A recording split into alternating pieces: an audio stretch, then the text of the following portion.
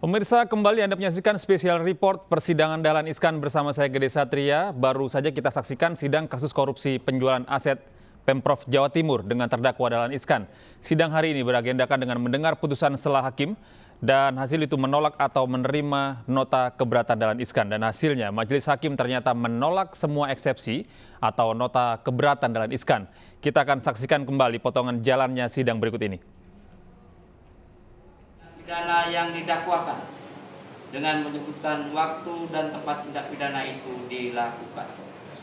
Menimbang bahwa KUHP tidak memberikan penjelasan yang cukup mengenai apa yang dimaksud dengan uraian secara cermat, jelas dan lengkap sebagaimana bunyi pasal 143 ayat 2 huruf B tersebut. Oleh karenanya majelis perlu menggali dan mengkaji sumber lain yang dapat dipergunakan sebagai rujukan. Menimbang bahwa yang dimaksud dengan uraian secara cermat, jelas dan lengkap menurut Rakernas Mahkamah Agung RI pada tahun 1986 sebagaimana dimaksud dalam pasal 143 ayat 2 huruf B KUHP adalah mengenai uraian tindak pidana yang didakwakan harus menguraikan apa yang sesungguhnya dilakukan oleh terdakwa yang dipandang memenuhi unsur delik, dan tidaklah cukup hanya dengan menyebut unsur delik yang terkandung dalam pasal yang didakwakan saja. Menimbang bahwa menurut pedoman dalam membuat surat dakwaan yang diterbitkan oleh Kejaksaan Agung RI pada tahun 1985 telah dirumuskan pengertian sebagai berikut. Cermat adalah menyangkut tentang ketelitian jaksa penuntut umum dalam mempersiapkan surat dakwaan yang didasarkan pada undang-undang yang berlaku bagi terdakwa serta tidak terdapat kekurangan dan atau kekeliruan yang dapat mengakibatkan batalnya surat dakwaan. Jelas adalah agar jaksa penuntut umum mampu untuk merumuskan unsur-unsur delik yang didakwakan kepada terdakwa sekaligus memadukan dengan uraian tentang perbuatan material atau fakta yang telah dilakukan oleh terdakwa dalam surat dakwaan. Lengkap adalah uraian dalam surat dakwaan harus mencakup semua unsur-unsur yang ditentukan undang-undang secara lengkap. Menimbang bahwa selanjutnya menyangkut tentang pencantuman waktu dilakukannya suatu tindak pidana atau tempus delicti, di samping bermaksud memperjelas kapan tindak pidana itu dilakukan, juga berguna pula antara lain untuk melihat ada atau tidaknya perubahan undang-undangan sebagaimana dimaksud dalam pasal 1 ayat 2 KUHP.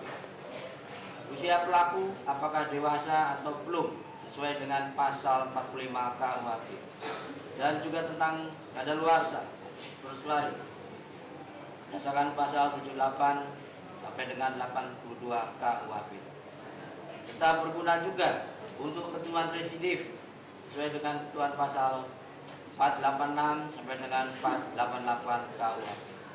Sedangkan pencantuman tempat tindak pidana itu dilakukan atau locus delicti dipergunakan untuk mengetahui dan menentukan berada dalam wilayah hukum manakah penegakan hukum atas perbuatan pidana itu pada dasarnya harus dilakukan. Menimbang bahwa setelah majelis mengkaji dan mempertimbangkan keberatan penasihat hukum terdakwa tersebut yang dihubungkan dengan surat dakwaan penuntut umum, majelis tidak menemukan persoalan yang mendasar atau uraian yang menyimpang atau bertentangan satu sama lain dan tidak berhubungan dengan apa yang didakwakan dalam surat dakwaan, termasuk mengenai lokus dan tempus delicti, serta tidak terkecuali peran terdakwa berkaitan dengan apa yang didakwakan terhadapnya, sebagaimana yang penasihat hukum terdakwa ajukan sebagai alasan keberatan. Menimbang bahwa selanjutnya setelah mengkaji isi surat dakwaan aku, majelis berpendapat bahwa surat dakwaan yang dibuat penuntut umum tersebut telah memenuhi syarat material sebagaimana ditentukan dalam pasal 143 ayat 2 huruf B KUHP. Menimbang bahwa secara pribadi terdakwa Dahlan Iskan juga mengajukan keberatan yang pada pokoknya meminta agar perkara aku tidak diteruskan. dengan alasan antara lain karena membingungkan di mana dalam melepas aset PT Pancawira Usaha terdakwa telah berpegang pada undang-undang tentang perseroan terbatas.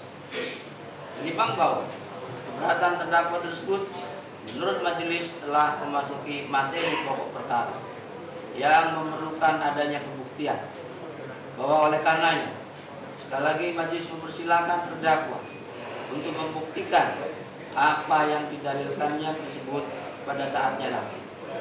Agar tidak ada lagi kebingungan, majelis tidak segan-segan menghukum terdakwa jika terbukti bersalah.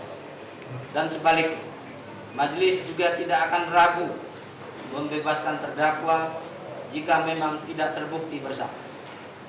Menimbang bahwa berdasarkan pertimbangan di atas, majelis hakim berkesimpulan bahwa keberatan yang diajukan oleh terdakwa maupun penasihat hukum terdakwa atas surat dakwaan penuntut umum tersebut tidak beralasan menurut hukum.